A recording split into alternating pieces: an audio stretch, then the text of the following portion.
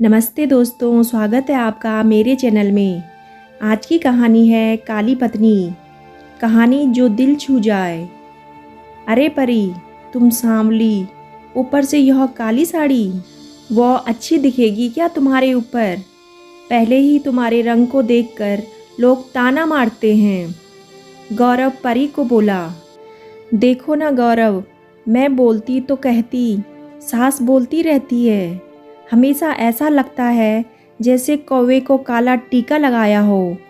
पति और सास का बोलना सुनकर परी जरा उदास हो गई।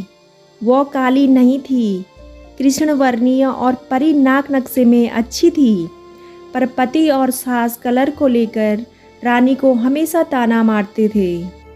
क्या करेगा वो भी, वह गोरा और परी कृष्णवर्णीय। लोगों का क्या, वो तो नाम रखने में पीएचडी होते हैं।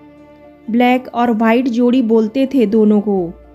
गौरव का मन वैसे साफ था।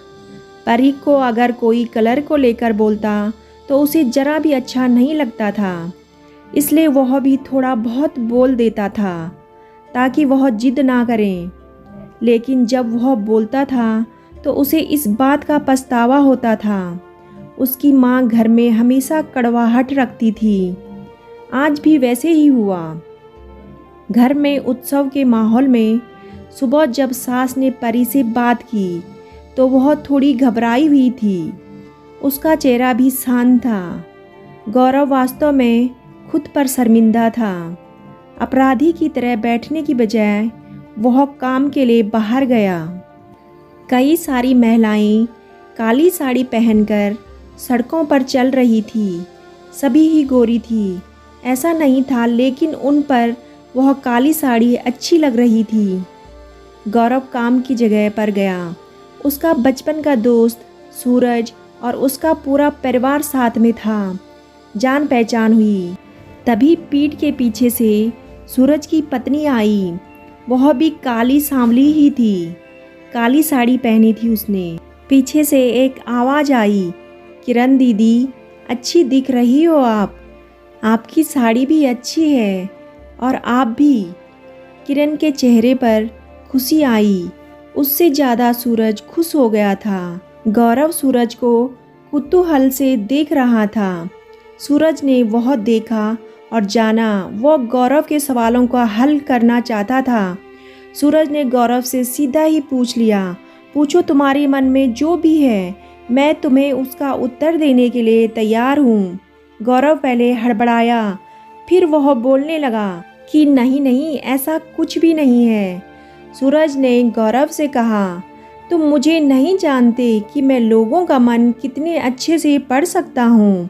तुम तो मेरे बचपन के मित्र हो। तुम्हारी मन की बात भला मुझसे कैसे छुपी रह सकती है। सूरज आगे बोला, चलो ठीक है, तुम्हारा सवाल मैं ही बता देता हूँ।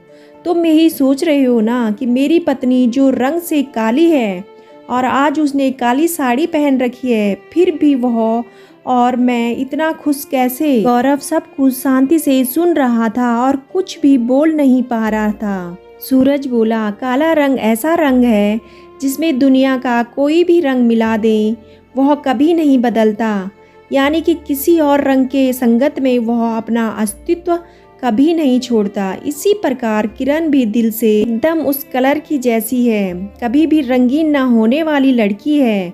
वह अपनी मर्जी से जिए, यही मुझे लगता है। मैं उसे खुश देखना चाहता हूँ। लोगों का क्या, वह तो बैठे ही हैं बुरा भला बोलने के लिए। गोरी औरत रही तो छिपकली बोलते हैं, काली होती है तो चूहा या कौवा बोलते हैं। क्या क्या नहीं बोलते हैं लोग। ताना मारने वाले मारते रहें। मैं हमेशा खुश रहना चाहिए, वही कर रहा हूँ मैं।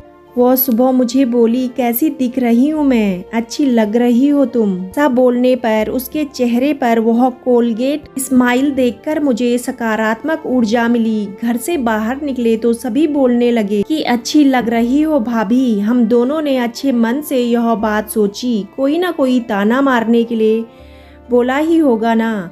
उस वजह से जीने की दिशा क्यों बदलें। गौरव को उसके मन का सुबह का माहौल याद आया। वह खुद पर ही चिढ़ गया। उसे लगा वो सचमुच ही गलत था। मैं ही परी को दुख देता हूँ, उस वजह से सब उसे बोलते हैं। अब मुझे ही अपनी भूल सुधार कर उससे माफ़ी मांगनी होगी। उसने हंसते हुए सूरज को अलविदा कहा। अपना काम निपटाकर वह एक साड़ी की दुकान पर गया। परी के लिए उसने काले रंग की साड़ी ली और घर गया। घर जाने के बाद परी शांत बैठी थी। उसने परी को आवाज़ दी और साड़ी उसके हाथों में दे दी। परी को जरा अलग ही लगा। उसने प्रश्नार्थक नज़रों से गौरव की ओर देखा। उसने बॉक्स खोलकर देखा तो काले रंग की साड़ी थी। परी, मैं लाया हूँ तुम्हारे लिए यह साड़ी, आज पहन के दिखाओ कैसी दिखती हो तुम। अच्छी नहीं लगी तो बदल देंगे साड़ी को, देखने तो दो कैसी दिखती हो तुम इस रंग में। परी को जरा अच्छा लगा। चलो तैयार हो जाओ, जल्दी हम जरा बाहर जाकर आते हैं, एक क्लाइंट के साथ जाना है, उन्होंने बुलाया है जोड़ी में। गौरव का बोलना सुनकर परी तैयार होने गई। काली साड़ी, उस पर हल्का सा मेकअप और लंबे बालों की चोटी।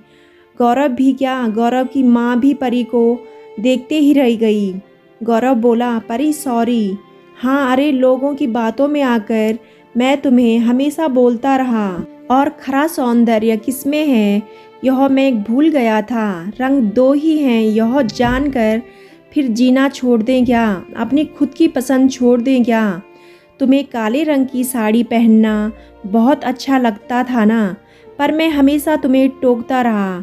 अब मुझे समझ में आया, किसी भी रंग में रंगते वक्त मन साफ हो तो खूबसूरती निखरती है।